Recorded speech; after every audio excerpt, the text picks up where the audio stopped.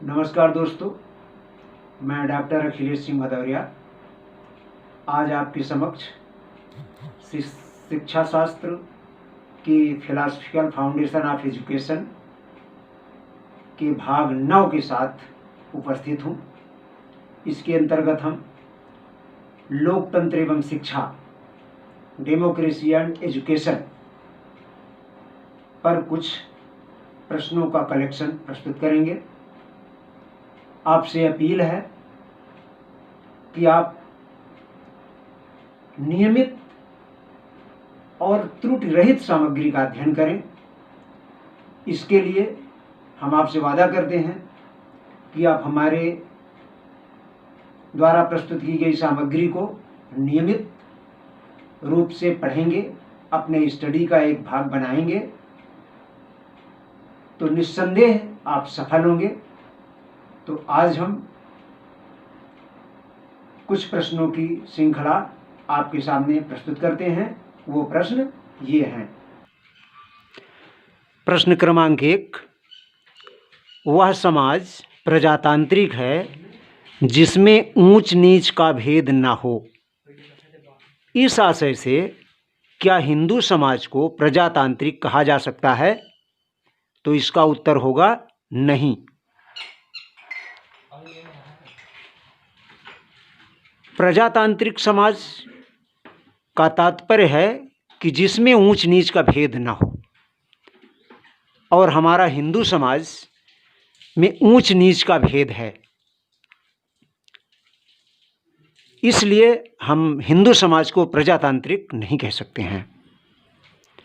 प्रश्न क्रमांक 2, मुस्लिम और ईसाई समाज किस प्रकार का समाज है?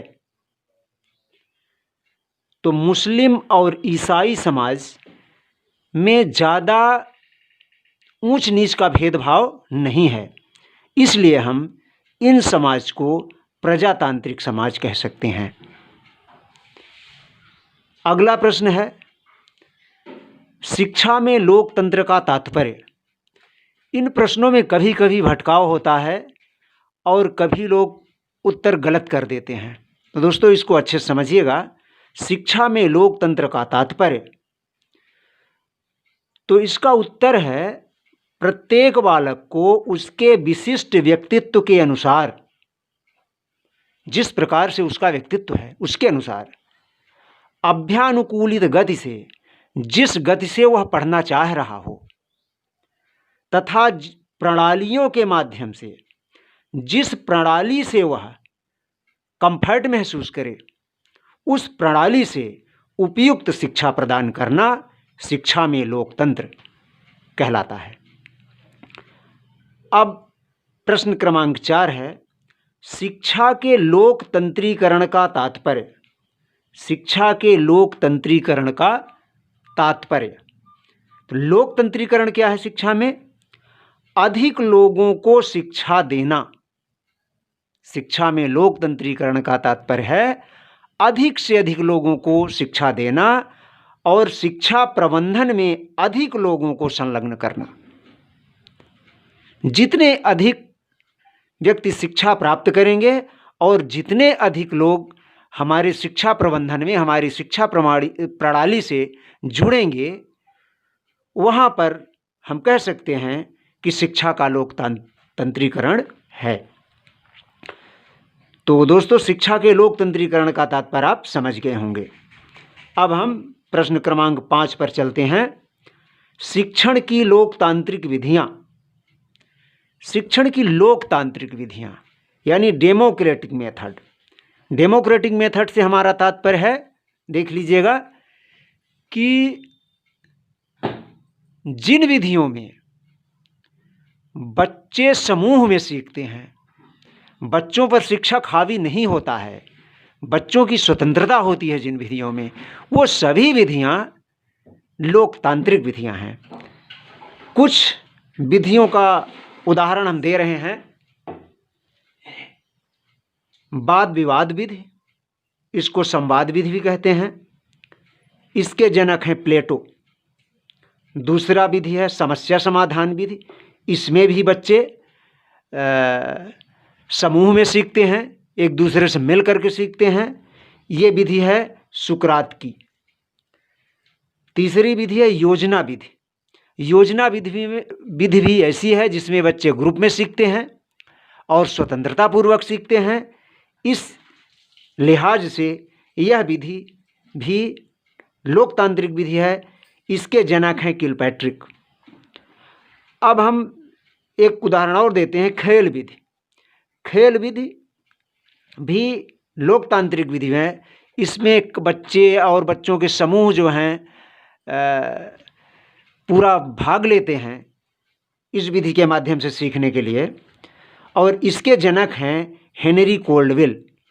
तो दोस्तों, और बहुत सारी शिक्षण विधियां हैं जिसमें कि बच्चे समूह से सीखते हैं, समूह के माध्यम से स्वतंत्रता पूर्वक सीखते हैं। ऐसी विधियां अगर आपके समक्ष आती हैं तो वो जान लीजिए कि वह लोकतांत्रिक विधियां हैं। और ऐसी विधियां जिसमें बच्चे की स्वतंत्रता ना हो, स्वतंत्रता प्रभावित हो रही हो, वह विधि ऑटोक्रेटिक विधि है, यानी उसको हिंदी में कहते हैं प्रभुत्ववादी विधि। तो अब हम अगले प्रश्न पर चलते हैं। प्रश्न क्रमांक 6, लोकतंत्र में अनुशासन का स्वरूप। लोकतंत्र में अनुशासन का स्वरूप कैसा होता है? तो दोस्तों, लोकतंत्र में अनुशासन का स्वरूप जो होता है वह स्व अनुशासन होता है। लोकतंत्र में कोई बलपूर्वक अनुशासन में रखने का प्रयास नहीं करता। बच्चा स्वयं अनुशासित रह करके कोई कार्य करता है। प्रश्न क्रमांक 7 है, शिक्षण की दमनात्मक विधियां कौन सी हैं? शिक्षण की दमनात्मक विधियां, जिसमें बच्चे का दमन होता है, बच्चा घुटता है, बच्चा कंफर्ट नहीं महसूस करता है, वो विधि है प्रभुत्ववादी विधि। इंग्लिश में कहते हैं ऑटोक्रेटिक मेथड। प्रश्न क्रमांक 8 है, व्याख्यान विधि किस प्रकार की शिक्षण विधि है? व्याख्यान विधि किस प्रकार की शिक्षण विधि है? तो व्याख्यान विधि प्रभुत्ववादी विधि है। इसमें शिक्षक हावी होता है, बच्चे को बिल्कुल मौका नहीं मिलता बोलने का, बच्चा स्वतंत्र नहीं होता है, शिक्षक एकदम हावी रहता है। अतः यह विधि जो है प्रभुत्ववादी विधि है। इंग्लिश में इसे ऑटोक्रेटिक विधि कहते हैं। प्रश्न क्रमांक 9 है, स्व अनुशासन के लिए आवश्यक है। तो बच्चे के स्व अनुशासन के लिए क्या आवश्यक है? स्वतंत्रता। स्वतंत्रता उसमें मुख्य रूप से मुख्य तत्व है। स्व अनुशासन का मुख्य तत्व है स्वतंत्रता। अब हम प्रश्न क्रमांक 10 पर चलते हैं। शिक्षा में लोकतंत्र की स्थापना हेतु किलपैट्रिक के सिद्धांत।